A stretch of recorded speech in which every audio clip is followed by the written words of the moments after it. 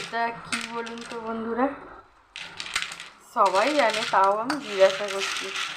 এখন মানুষ অজানা কিছু নেই। কি ভালো লাগে দেখতে একদম। তো আজকে আমি এটা রান্না করব।